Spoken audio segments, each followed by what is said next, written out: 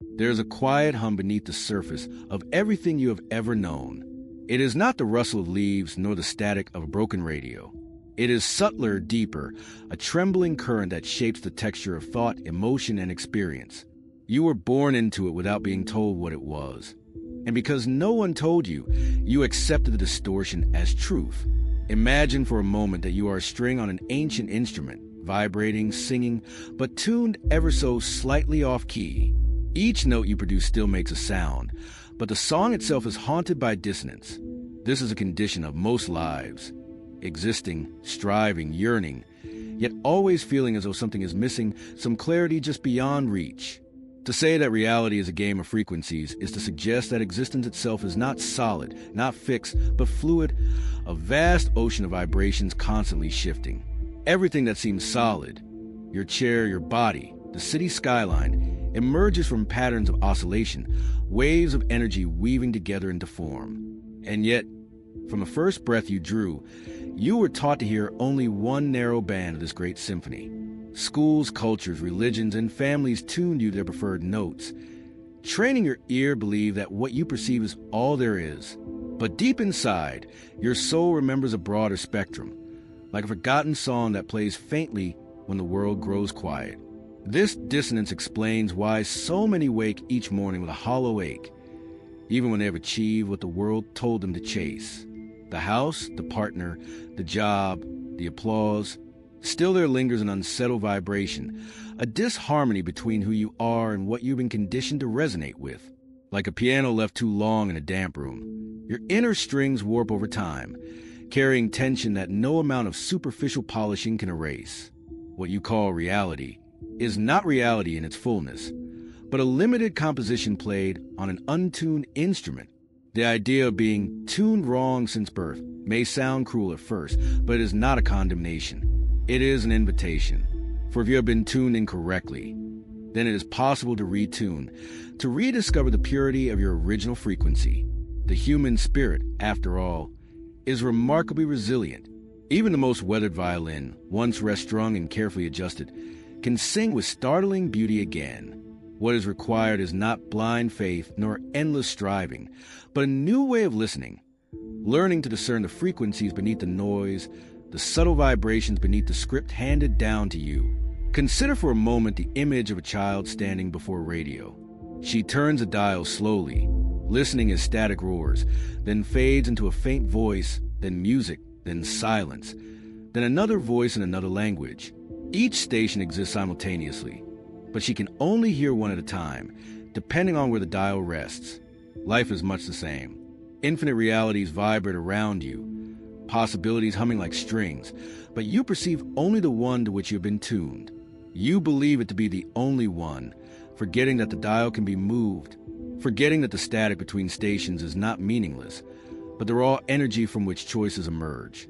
When people say they feel out of sync, they are speaking a deeper truth than they realize. Their inner frequency collides with the rhythm of the environment they have been placed in. It is not merely stress, not merely circumstance, but a clash of vibrations, an instrument struggling to play within an orchestra that demands a different key. The tragedy is not that they feel this discord, but that they are convinced the discord is their fault, as though they are broken rather than misaligned. Yet in truth, the universe does not punish. It merely reflects. A wrong note repeated often enough does not mean the musician is doomed, only that the instrument needs retuning. This exploration, this unfolding of reality is a game of frequencies, and you've been tuned wrong since birth, is an attempt to peel back the curtain and reveal the architecture behind the dissonance. It is not a purely intellectual journey, nor is it a mystic sermon. It is a weaving of the two, where philosophy dances with physics, and metaphor becomes a key to unlock forgotten truths. You will not find here a manual of dogmas, but rather an invitation to feel, to sense, to notice the vibrations that pulse beneath the surface of ordinary life. The great irony is that once you glimpse this, once you hear the music beneath the noise, you realize you were never broken. The wrong tuning was not the death of your song, only its disguise. And once you learn how to adjust, to shift, to remember, the entire landscape of reality changes. Colors sharpen, coincidences multiply, and meaning emerges in places where you once saw only chaos. It is as though the static clears and the voice of the universe comes through, not in a language of words, but in frequencies that your heart suddenly understands. We begin here at the edge of awareness, with the recognition that reality is not what you were taught. You were born into a game already in play, given rules that were incomplete, taught strategies that blinded rather than revealed. But a game can be learned anew, and a frequency can be retuned. What lies ahead is not simply an explanation, but a transformation. If you are willing to listen closely, not with your ears, but with your entire being. To grasp the essence of this hidden game, you must first come to terms with the fact that reality is not fixed, but vibrational. Everything you encounter, from the stones beneath your feet to the laughter of a stranger, exists as patterns of oscillation. Your body is a cluster of frequencies woven into temporary form. Your mind is a transmitter receiving and projecting vibrations into the larger field. And your emotions are the most immediate way you feel the resonance or dissonance of those frequencies in real time. When you feel joy, you are aligned. When you feel despair, you are clashing against the chords of life's greater symphony. The first guiding pillar is resonance. Like strings on different instruments vibrating together, your life unfolds according to what you match. This is why you notice repeating patterns. The same type of partner, the same recurring obstacles, the same loops of thought. It is not that fate conspires against you, but that your internal frequency pulls similar vibrations toward you. The law is not mystical but fundamental. Two notes played together will either harmonize or dissonate.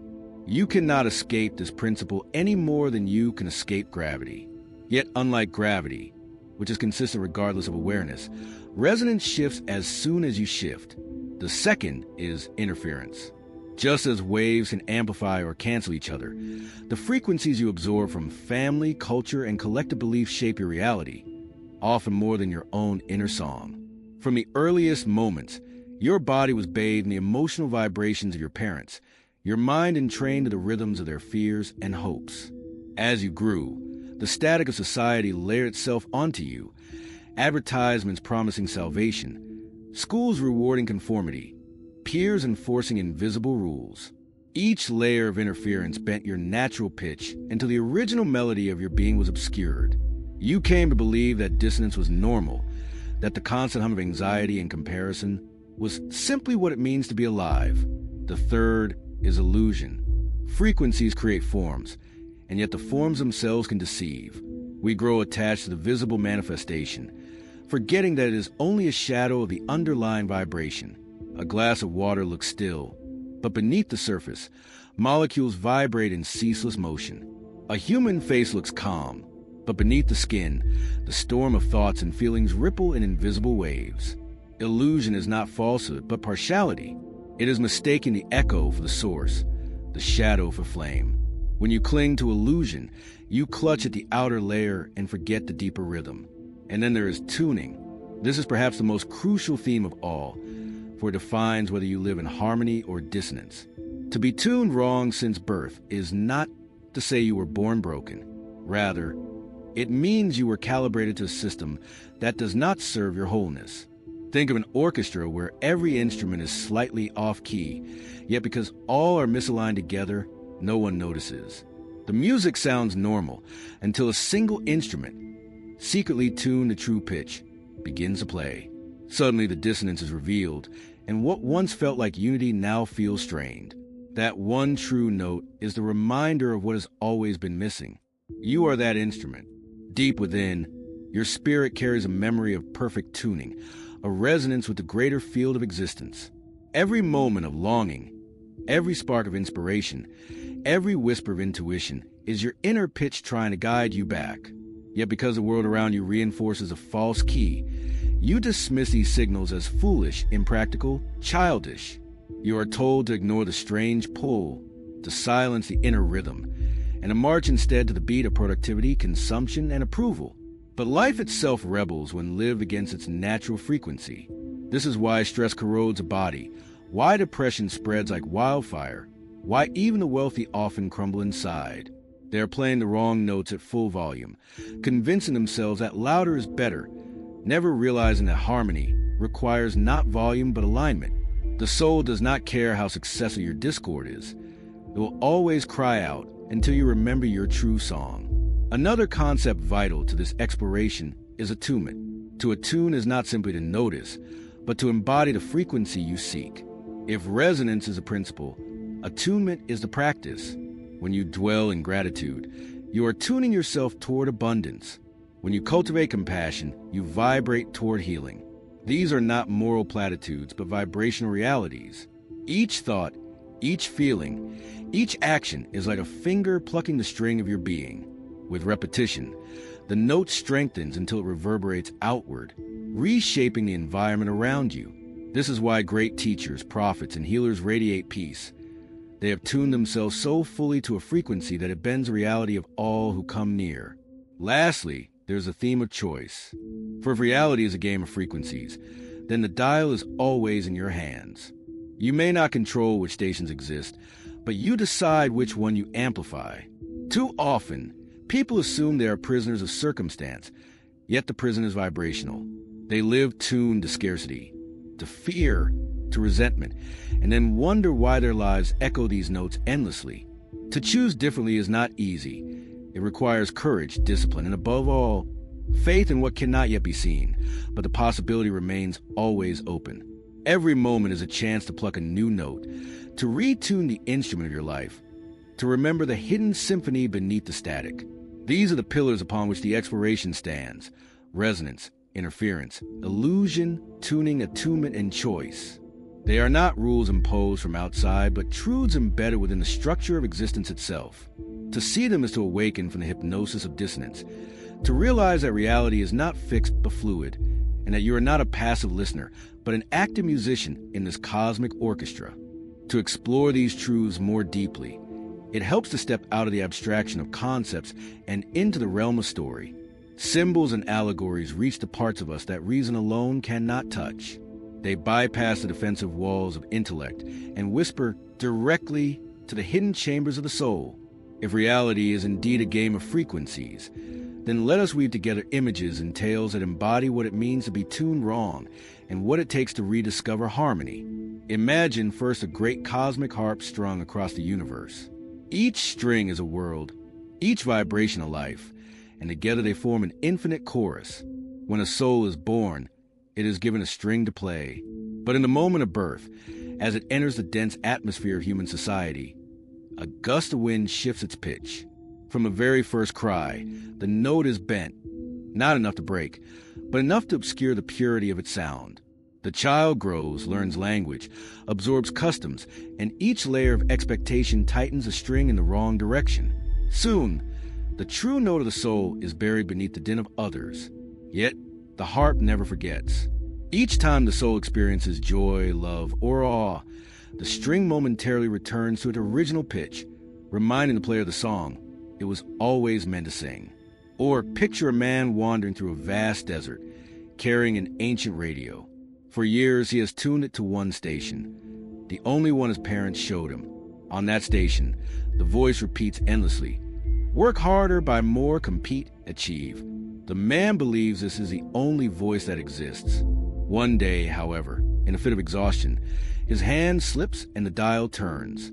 For a brief second, he hears music, soft, radiant, unlike anything he has ever known. Startled, he turns it back to the old voice, thinking it must have been an illusion, but the memory lingers. Night after night, he dreams of the song until finally he dares to turn the dial again. This time, he listens longer. The music floods him with tears, with recognition. It is not new. It is ancient, a melody his soul remembers. The realization strikes. The desert was never empty. It was filled with frequencies all along. His radio was simply tuned wrong. There's also the allegory of the glass prism. A beam of pure light enters, and what emerges is not one but many colors, split into a spectrum. Each color is a frequency, each frequency a way of seeing reality. From childhood, most people are told that only one color is real, and they build their lives around it. If they are tuned to red, they insist that red is the whole of existence. They paint their walls red, dress in red, argue over shades of red, and dismiss those who whisper about green or violet. Yet the truth is that all colors are valid expressions of the same light. To cling to one is to live in partial blindness. The prism reminds us that illusion arises not because reality deceives, but because we mistake the fragment for the whole.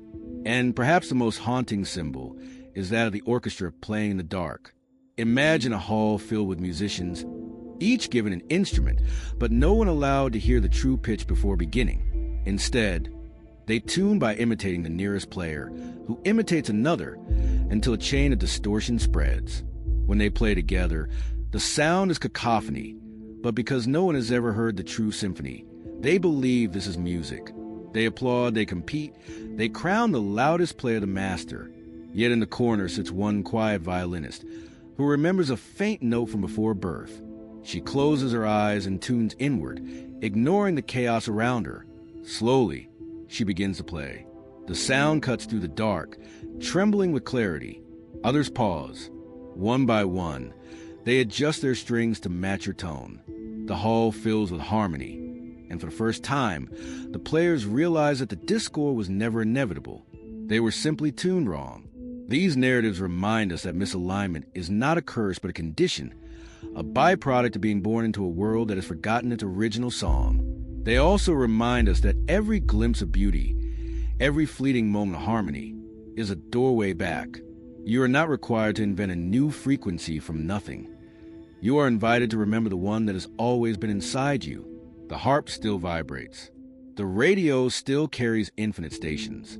The prism still reveals the full spectrum. The orchestra still waits for one clear note to guide it home. When you hear these stories, something stirs, not in your rational mind, but deeper. Perhaps you recall moments in your own life when you felt this tuning. The time you stood at the ocean's edge and felt both small and infinite. The night you held someone's hand and the world fell away. The morning when a shaft of sunlight pierced through your window and you knew, without reason, that life was meaningful. These are not accidents. They are echoes of your true frequency, leaking through the static of conditioning. And so the game of frequencies is not about winning or losing, but about remembering. It is not about acquiring, but about tuning. To see the symbols is to understand that life is less a problem to be solved than a song to be sung. The question is not whether you are worthy, but whether you are willing to listen closely enough to hear the melody beneath the noise. Grand allegories and cosmic metaphors awaken the imagination, but they also demand translation into the fabric of daily life. If reality is truly a game of frequencies, then the question becomes, how do we live differently once we know this? How do we carry the awareness of vibration not as a distant philosophy, but as a compass that guides us through the ordinary trials and choices of existence? The answer lies not in extraordinary feats, but in subtle shifts of perception and practice. For the realm of frequency is woven into every moment you inhabit. Begin with attention. Each thought is a frequency, each feeling a wave. When you worry endlessly about what might go wrong, you tune yourself to the frequency of fear, and life responds accordingly, drawing experiences that confirm the fear. When you cultivate gratitude for what already is, your vibration shifts toward abundance, and suddenly doors open, synchronicities appear, relationships soften. The external world mirrors the internal dial. It is not that gratitude magically changes the structure of the universe. It is that gratitude tunes you to notice the threads of harmony already present, and in noticing them, you amplify them. Relationships, too, reveal the truth of resonance. You have felt it before. The way certain people drain you, leaving you heavy and hollow, while others fill you with light and clarity simply by their presence. This is frequency in action. To live attuned means to notice this resonance and to choose carefully. It is not about judgment, but about discernment. To remain endlessly in the company of those vibrating in fear, anger, or bitterness is to let your own instrument absorb their dissonance. To seek out those who radiate calm, kindness, or inspiration is to remind your own strings of the harmony they once knew. In this sense, friendship and community are less about shared interests than about shared tuning. Even the body itself responds to vibration. Consider how music alters your state. A pounding rhythm can incite frenzy.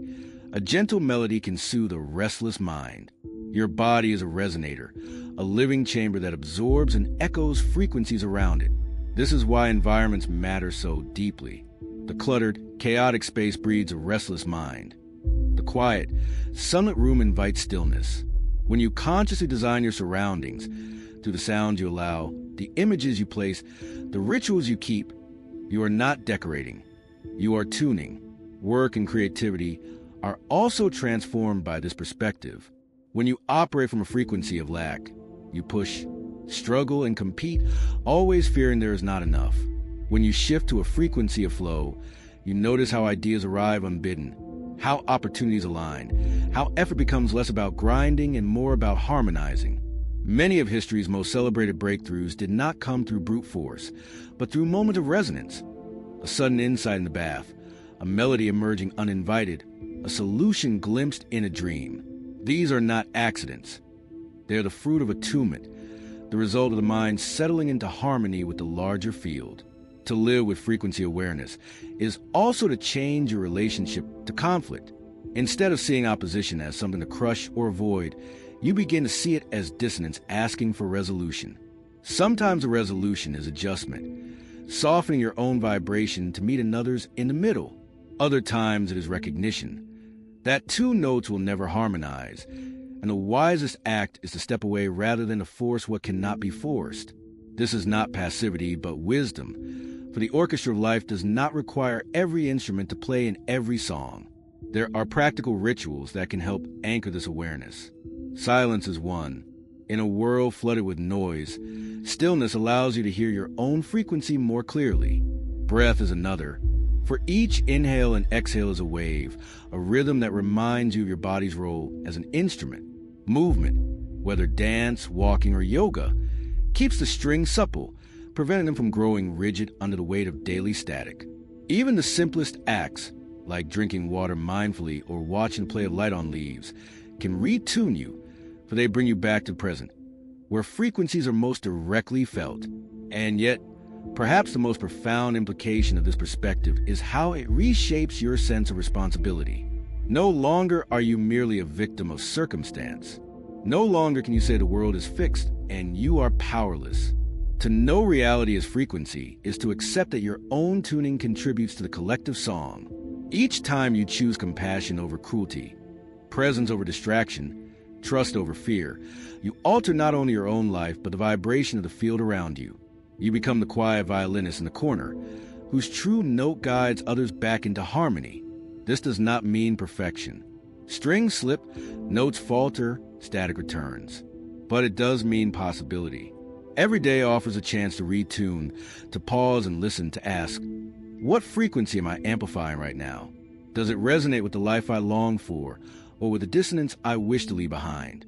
This simple question, live sincerely, is enough to shift entire trajectories. Thus the grand, mystical insight reveals itself as intimately practical. Reality is a game of frequencies, and though you were tuned wrong since birth, the dial is always within reach. Your task is not to invent harmony, but to remember it, to embody it, to let it ripple outward into your work, your relationships, your environment, and your choices. In doing so, you do not escape reality. You transform it, note by note, until the hidden symphony begins to emerge. There comes a moment in every journey when the abstract becomes intimate, when philosophy collapses into the pulse of your own heartbeat. This is that moment. You have walked with me through the recognition of resonance, through allegories of harps and radios, through practical doorways of breath, silence, and choice. Now the path narrows into a single question. What will you do with the knowledge that reality is a game of frequencies, and that you've been tuned wrong since birth? The temptation, of course, is to nod, to agree, and to return unchanged to the static of habit. The old frequencies are familiar, even comforting in their dissonance. But beneath that comfort lurks the same hollow ache, the same sense of living half a life, as though the world is muffled and blurred. The call of this realization is not to return to slumber, but to awaken, to retune, to risk the vulnerability of playing your true note. Think of yourself now as an instrument long forgotten in an attic. Dust clings to the strings, the wood is warped, the silence heavy. But beneath the neglect, the potential remains intact. With care, with patience, with attention, the strings can be restrung, the body polished, the resonance restored. The world waits for your song. not the one imposed by parents or culture or fear, but the one that belongs only to you, vibrating with the frequency of your deepest being. Transformation begins not with dramatic upheaval, but with subtle shifts. One note played differently today, another tomorrow, until slowly the melody changes. Perhaps it is as simple as choosing gratitude when bitterness beckons, or silence when noise tempts, or compassion when judgment feels easier. Each choice is a retuning, each act a new vibration, each moment a chance to align closer to the hidden harmony. And as you shift, life shifts with you. Opportunities emerge, relationships soften, synchronicities multiply, and meaning appears in places once barren. But beyond the personal, there is the collective. The dissonance of the world, its conflicts, divisions, and crises, is the echo of billions playing out a tune, imitating one another in a spiral of distortion. Yet, history shows that a single clear note can transform an entire orchestra. When one person dares to live in harmony, they alter the feel for all. They become a tuning fork, a living reminder of what is possible. The world does not need more noise. It needs more clarity, more resonance, more souls who remember the song. And so the transformational call is simple, yet profound. Retune yourself. Begin to listen for the subtle vibrations beneath thought and form. Notice when your body hums with alignment and when it clenches in dissonance. Choose, moment by moment, to play the notes that harmonize with your deepest truth. Do not wait for permission. Do not fear the silence that follows when you stop echoing the old, distorted songs. Trust instead that life itself longs for your true sound, and that in playing it, you invite others to remember their own. In time, the realization dawns that you were never broken. Being tuned wrong since birth was not a failure, but part of the game, an initiation into forgetting, so that remembering could be all the more powerful. You were given the gift of dissonance, so that harmony would not be abstract, but embodied, chosen, cherished. And once you remember, once you play your note, you discover that the universe has always been waiting, resonating in secret, ready to rise into symphony with you. So let this not be words that you read and forget, but a seed planted in your soul. Let it grow each time you pause to breathe, each time you feel gratitude, each time you dare to live by the quiet frequency within rather than the noise without. For in the end, life is not a test to pass or a race to win. It is a song to sing, a frequency to embody, a resonance to share. And your note, your true, untamed, unborrowed note, is needed now more than ever.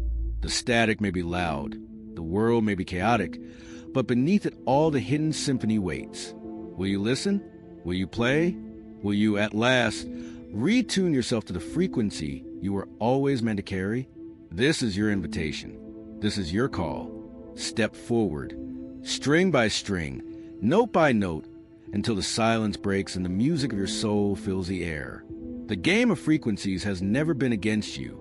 It has only been waiting for you to remember that you are not a pawn in its field, but a musician, a co-creator, a vital instrument in the great orchestra of existence. Now the choice is yours.